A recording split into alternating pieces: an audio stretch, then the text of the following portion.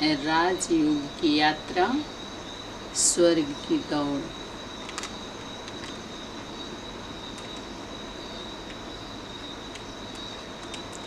बाहरी दुनिया में भी अगर कोई भी बेसिक, जिसको हम प्राथमिक विद्यालय जो हर ग्राम में खुला हुआ होता है, बच्चे पढ़ने जाते हैं, प्राथमिक विद्यालय, प्रथम विद्यालय जो होता है, वो भी बाहरी दुनिया के गवर्नमेंट से रजिस्ट्रेशन कराया गया होता है, किया हुआ होता है, उनके द्वारा खोला गया होता है, उनके देख रेख में होता है।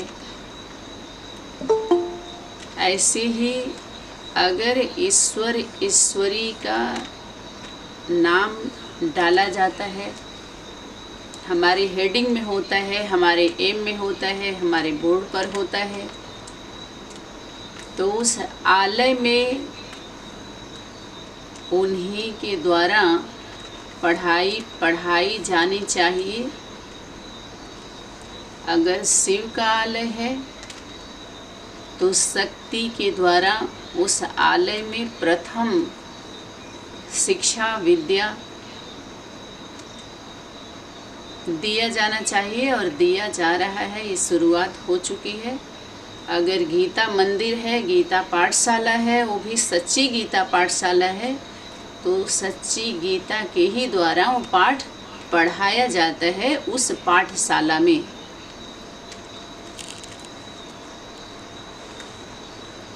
और जो हम फोटो में देख रहे हैं, स्वर्ग एक तरफ और दूसरी तरफ नरक।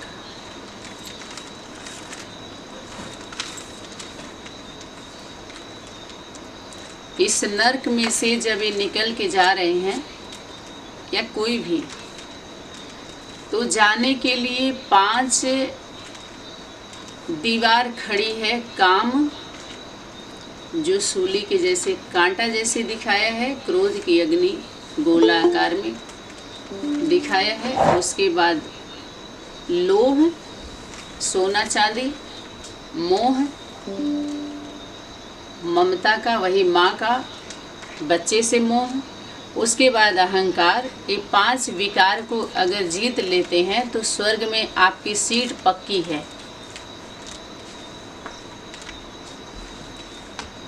लेकिन अगर हम प्रैक्टिकल स्वर्ग की बात करते हैं, जैसे छोटा बच्चा होता है तो ये देख करके प्रभावित हो जाएगा। वही बच्चा जब बड़ा होता है तो बेसिक पढ़ाई जो पढ़ाई गई होती है उसका कभी भी विरोध नहीं करता, सहज सरल स्वीकार करता जाता है उसको। और पढ़ते पढ़ते एक समय ऐसा क्यों नहीं होता है, क्योंकि वो जानता है कि हमें 2 साल 10 साल के बाद हमें सर्विस मिलनी है। वो सर्विस से अर्थ जाता है। शिक्षा अर्थ स्कूल में गया और सेवा अर्थ दुनिया में गया। नौकरी करेगा या तो अपने घर में चला जाएगा, अच्छे से जीवन जिएगा। कहते हैं कि थोड़ा भी तो पढ़ लिख लेते, थोड़ा बहुत पढ़ना लिखना, जैसे बाहरी दुनिया का शिक्षा हमारे जीवन में भले आप प्राथमिक विद्यालय में ही पढ़ें, लेकिन हमारे जीवन का एक अंग बनता है। हम अकेलापन महसूस नहीं करते। शिक्षा बहुत ही जरूरी है हमारे जीवन में। और वो भी उम्र होती है उसकी, बाल्यकाल में ही हमें स्कूल में भेजा जाता है। जब बड़े हो जाते हैं, हमारी बुद्धि बिखर जाती है, तो हम पढ़ाई ढंग से नहीं पढ़ पाते। छोटेपन से ही, इसीलिए जो ये पढ़ाई जो खोली गई स्कूल, ये कौन सी नर्सरी है? ये नारी की नर्सरी नहीं खोली गई है पूरे विश्वविद्यालय में, चाहे वो बीके हों, पीबीके हों, या अनेक विष्णु पार्टियां ही क्यों ना हों। एक कुमारी के द्वारा नर से नारायण, नारी से लक्ष्मी बनाने वाली नर्सरी खोली गई है। लेकिन विश्व कल्याणकारी सनातनी गीता पाठशाला में नर और नारी के द्वारा, नर नारी की अधर कुमार अधर कुमारी की नर्सरी है। जब इस नर्सरी में आते हैं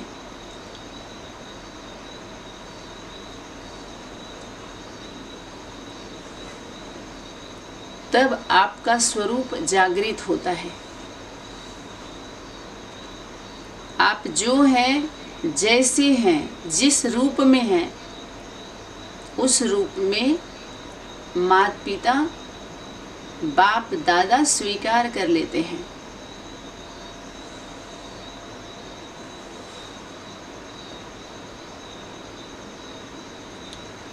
अब यहाँ पर थोड़ा आप इसको पढ़ ही दीजिए, इकट्ठा इसी पर लेके चलेंगे, नहीं तो समय ज़्यादा जाता है। चलिए। राजयोग की यात्रा स्वर्ग की ओर दौड़। राजयोग के निरंतर अभ्यास से मनुष्य को अनेक प्रकार की शक्तियाँ प्राप्त होती है। हाँ, अब यहाँ भी अभ्यास आया। मनुष्य को अनेक शक्तियाँ प्राप्त होती हैं। तो कल ही आप सभी को वो कौन सा था, अष्ट शक्तियों पर जो क्रैश कोर्स दिया गया है, कोर्स का फोर्स कराया गया है, उसमें बता दिया गया है कि ये कोई अभ्यास नहीं होता है। वो राजयोगी और राजयोगिनी का स्वरूप, जिसको आदि माता पिता से हम संबोधित करते हैं, वो बने बनाए हैं।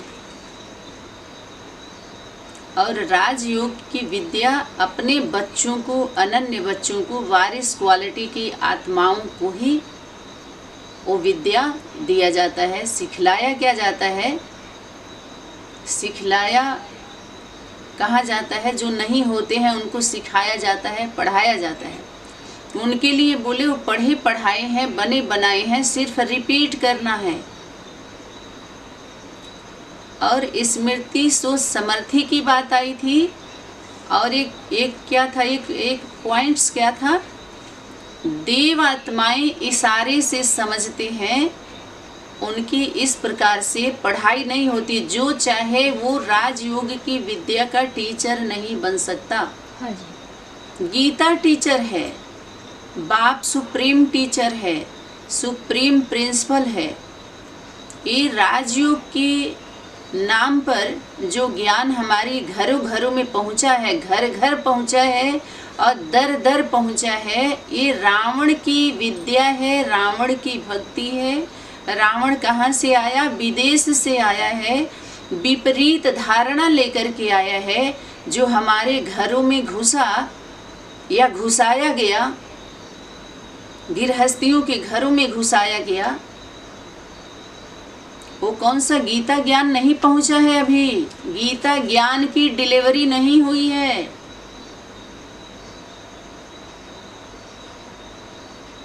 गीता ज्ञान के नाम पर कारोबार हुआ है, हो रहा है, लंबे समय से हो रहा है। गीता ज्ञान का लेबल लगा करके ये स्कूल नहीं खोला जा सकता। इस प्रकार से घर गृहस्थियों को गीता मंदिर या गीता पाठशाला, उसको शिव का आलय कह सकते हैं, शिव शक्ति का आलय कह सकते हैं, जो गृहस्थी से ही बाप दादा का कार्य चल जाएगा, गृहस्थियों के द्वारा छोटा छोटा। लेकिन घर में से निकल करके बाहर उसका नाम, उसके नाम का लेबल लगा करके और इतने बड़े बड़े व्यवस्था बना करके सबकी अवस्था को खराब किया जा रहा है। स्वर्ग और नर्क का भय दिखला करके, स्वर्ग का लालच दे करके, प्रलोभन दे करके, और नर्क में भेजेंगे अगर वो उसमें नहीं चलेंगे तो, या चले जाएंगे। नर्क का भय और स्वर्ग की लालच, ये पॉलिसी भी देखिए कैसा है। हमारे भारत में, भारत देश में हर राज्य, जिला, ग्राम, बस्ती में पहुंचा है। ये गीता ज्ञान के नाम पर पहुंचा है और आज तक गति नहीं हुई है किसी की। सदगति तो दूर की बात है भाई। राजयोग के नाम पर सभी राजयोगी नहीं हो सकते। राजयोगी और राजयोगिनी आदि माता पिता, परम पिता, परमात्मा, परमहंस, परमहंसिनी, सोमनाथ सोमनाथिनी, आदिदेव आदिदेवी, महादेव महादेवी, वो हमारे आदि माता पिता हैं। और अपने अनन्य बच्चों को राजयोग के बल से वो अपने राज्य में आने के अधिकारी होते हैं, अधिकार प्राप्त कर लेते हैं श्रेष्ठ कर्मों के द्वारा, श्रीमत पर चल करके। ऐसे नहीं कि सिर्फ सारे जिम्मेवारी को छोड़ करके, श्रीमत को पालन ना करके हम एक आर्टिफिशियल योग का अभ्यास करके और हम स्वर्ग में चले जाएंगे और हम दिखाएं कि यही योग बल है। आपके अंदर दृढ़ता देखी जाएगी, निर्भयता, सत्यता, स्वच्छता, अंतर्मुखता, ये सारे दैवी गुण और दैवी शक्ति कितनी है। जिनके अंदर दैवी गुण शक्ति भी होती है, जो झूठ के खिलाफ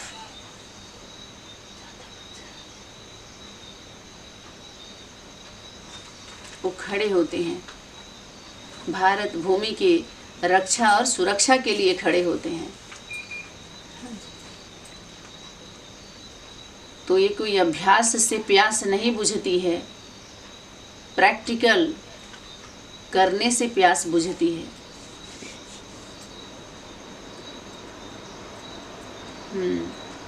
इन शक्तियों के द्वारा ही मनुष्य सांसारिक रुकावटों को पार करता हुआ आध्यात्मिक मार्ग की ओर अग्रसर होता है।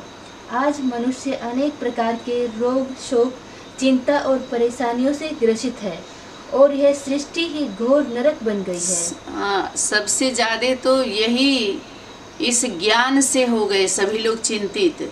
रोग, शोक, दुख, बीमारी ये सारी इसी से आई है। इससे कोई स्वस्थ नहीं हुआ है। दिखा रहे हैं इसमें तो सबसे ज़्यादा बीमारी है, नहीं तो हॉस्पिटल ही नहीं खोला जाता। अगर ये रूहानी हॉस्पिटल से सारी बीमारी चली ही जाती देह की और आत्मा की, तो इतने ढेर सारे खोलने की ज़रूरत ही नहीं, तो उसमें इलाज होता ही नहीं है, ना तो समाधान होता है। तब तो बाहरी दुनिया के कोर्ट में जाते हैं, सारे समस्या वहीं जाते हैं, यहाँ समाधान नहीं होते। प्रैक्टिकल देखिए, 2 पार्टियों की लड़ाई में बाहरी दुनिया के गवर्नमेंट से सहयोग लिया गया, वहाँ एप्लीकेशन डाली गई। वहाँ जरा सोचिए, राजयोगी का और राजयोगी के जो योगी होते हैं उनके द्वारा जो राजयोग सीखे हुए होते हैं, राजयोग की विद्या जानते हैं, तो बाहुबल चलाते, लड़ाई लड़ते, बाहरी दुनिया के राजनीतिक कोर्ट में जाएंगे वो न्याय के लिए, या ऐसा कुछ समस्या क्रिएट करेंगे जिसमें भगदड़ मचे, छीना झपटी हो। इसमें जो वरिष्ठ हैं, मुख्य है, अपने को वरिष्ठ कहलाने वाले और हजारों लाखों स्टूडेंट इनको फॉलो करने वाले, उनके हेड क्वार्टर की स्थिति देखिए, उनके द्वारा जो संचालित होता है राजगिला बस्ती में, वहाँ की स्थिति देखिए। छुपी नहीं है किसी से, बस बाहरी दुनिया के जो गवर्नमेंट हम कहते हैं उनसे भी छुपी नहीं है, लेकिन छुपाया जाता है, उसको वो ज़रूरत नहीं समझते। अंदर एक बाहर दिखाया जाता है, तो पता ही है आजकल वोट बैंक की वजह से कोई कार्रवाई नहीं कर सकता है उस पर। चलिए, इससे निकलकर स्वर्ग में जाना हर एक प्राणी चाहता है। हाँ, कौन गया? सब शरीर छोड़ते ही जा रहे हैं, उसका प्रैक्टिकल रूप दीजिए ना। स्वर्ग से पहले उस वर्ग में आना पड़ता है, सब ऐसे ही जा रहे हैं। इसीलिए बाहरी दुनिया के लोग कहते हैं किसने देखा है? जो मर गया वो बताता नहीं है, जीते जी कोई जाता नहीं है, तो किसे पता स्वर्ग कहाँ है और कैसा है। लेकिन नरक से स्वर्ग की ओर का मार्ग कई रुकावटों से युक्त है। काम, क्रोध, लोभ, मोह और अहंकार उसके रास्ते में मुख्य बाधा डालते हैं। हाँ, तो कौन सा काम बाधा डालते हैं उस वर्ग में जाने के लिए? और उस श्रेष्ठ कर्मों के द्वारा हम जाते हैं भाई, वहाँ तक पहुँचते हैं। जब कोई यात्रा करता है तो लोग क्या कहते हैं, भाई देखिए अभी तीर्थ स्थान पे आए हैं, आपको झूठ नहीं बोलना चाहिए, चोरी नहीं करना चाहिए, राम राम का नाम लीजिए, सही सत्य कर्म करिए।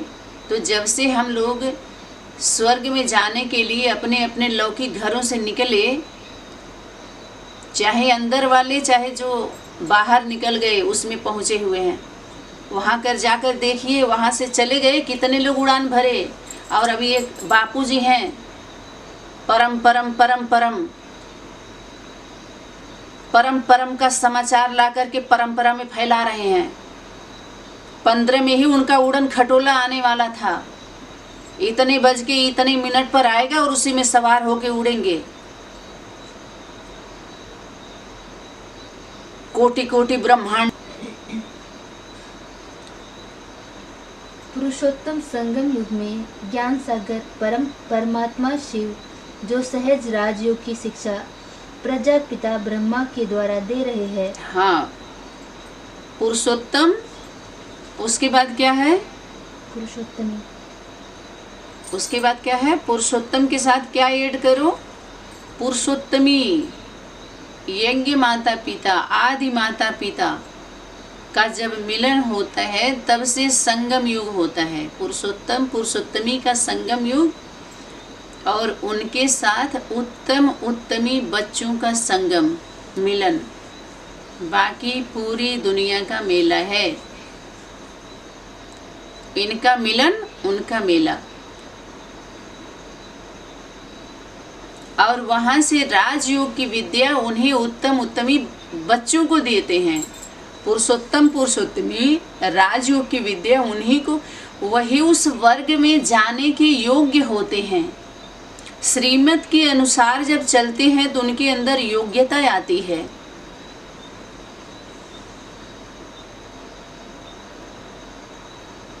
और वही योगी नहीं, उस सहयोगी बनके, सहज योगी बनके उस राज्य में जाने का भाग्य प्राप्त होते हो, भाग्यशाली होते हैं। लड़ाई नहीं लड़ते राजा बनने के लिए, बाहुबल दिखा करके अपने को राजा प्रसिद्ध नहीं होते।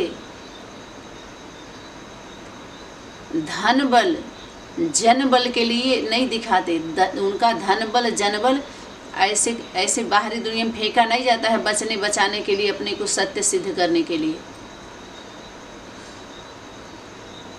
और बाप दादा ने इशारा भी किया कि भले कोई 50 सेंटर खोल ले, लेकिन बाप दादा के रजिस्टर में वो काउंटिंग नहीं होगा, उसका हिसाब नहीं होगा उसका।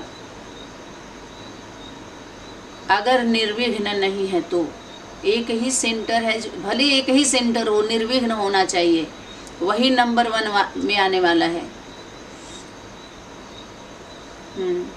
उसे धारण करने से ही इन मनुष्य इन प्रबल शत्रुओं को जीत सकता है, माना 5 विकारों को जीत सकता है। 5 विकार जिसको बोला गया, इसके पहले क्लास में आया हुआ है कि गृहस्थी वालों की वो शक्ति होती है, वो शत्रु नहीं होता। शत्रु सन्यासियों के लिए होता है जो गृहस्थी से बाहर जा कर के और कुछ करते भी नहीं हैं, स्वर्ग के नाम पर निकल जाते हैं और उसी का भय दिखलाते हैं गृहस्थियों को और अपने राजाई भोगने लगते हैं। भोग बल शुरू होता है, बाहरी दुनिया में टोंट मारते हैं लोग कि सब भोगी हैं, राज भोगी हैं, राजयोगी नहीं हैं और साधु नहीं है, सवादु बोलते हैं उनको। बाहरी दुनिया में टोंट मारते हैं। इस तरह से साधना को, प्रार्थना को, त्याग को, तपस्या को न त्याग है, इस त्याग में भाग्य नहीं है। भारत माता, भारत भूमि की रक्षा के लिए भाग लेना पड़ता है। जो असल होते हैं वो भाग लेते हैं, नकल भगना पड़ता है उनको। और भाग लेकर ही क्या, भाग्यशाली जो होते हैं वही भाग लेते हैं। भाग लेना माने भूमिका, जिम्मेवारी निभाना।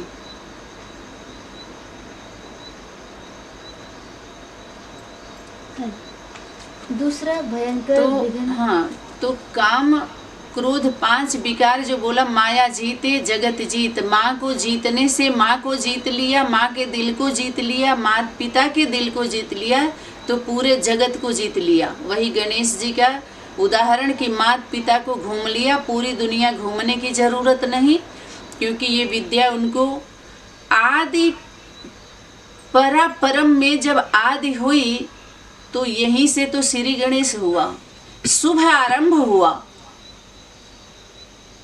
कि तुम्हारा पति ही परमेश्वर है। हे परमेश्वरी, तुम्हारा पति परमेश्वर है। और उनकी जो डायरेक्ट रचना थे, उनको ये विद्या सिखलाई गई थी कि तुम्हारे माता पिता ही भगवान भगवती हैं। यही फाउंडेशन डाला गया जो गृहस्थियों में भी साधारण रीति से सभी लोग बोलते हैं कि अरे घर में माता पिता को ही भगवान भगवती मान लो, तुम्हारा पति ही परमेश्वर है, उसका सेवा करो। ऐसी धारणा बेसिकली बनाते हैं लोग। उनके कामना का, काम क्रोध लोभ मोह का जो दीवार खड़ी की गई है, ये राजयोग के विद्या से ज़्यादा समय नहीं, सेकेंड में तोड़ा जाता है। प्राप्ति के समय में जो भी काम रुकावट आया वही शत्रु बनता है। एक समय होता है प्राप्ति का, उस समय आप नहीं गए, काम चाहे कोई भी रहा हो, वो शत्रु बनेगा आपके जीवन में, उसी को शत्रु बोला गया। बाकी ब्रह्मचर्य अच्छी बात है, जितना हो सके धारण करना चाहिए, लेकिन प्रथम वाणी में ही आया हुआ है। पवित्रता की हाई स्टेज जो बनाया गया है काम को, वो हाई स्टेज वो नहीं है। पवित्रता, ब्रह्मचर्य पवित्रता की हाई स्टेज नहीं है, प्रथम स्थान उसको नहीं दे सकते। ब्रह्मचर्य माना ही ब्रह्मा माँ बाप के समान आचरण करना, एक को जीवन में धारण करना। आदि शक्ति वो है ब्रह्मचारिणी, ब्रह्मचारी। और माता पिता को अपने जीवन में 2 को धारण करना, बच्चों के लिए ब्रह्मा माँ बाप के समान आचरण करना, वो है ब्रह्मचारी बच्चे। माता पिता को अपने जीवन में पहले धारण करना, वो कौन हो गए, चाहे पुत्र और पुत्री। माता पिता को अपने जीवन में धारण करना जब तक नहीं किए तब तक आप ब्रह्मचर्य नहीं रह सकते। खंडित खंडित कहते हैं कि जो अपने घर से निकल जाएंगे पुत्र पुत्री तो प्रवृत्ति की स्थापना नहीं कर सकते। गृहस्थियों के बीच में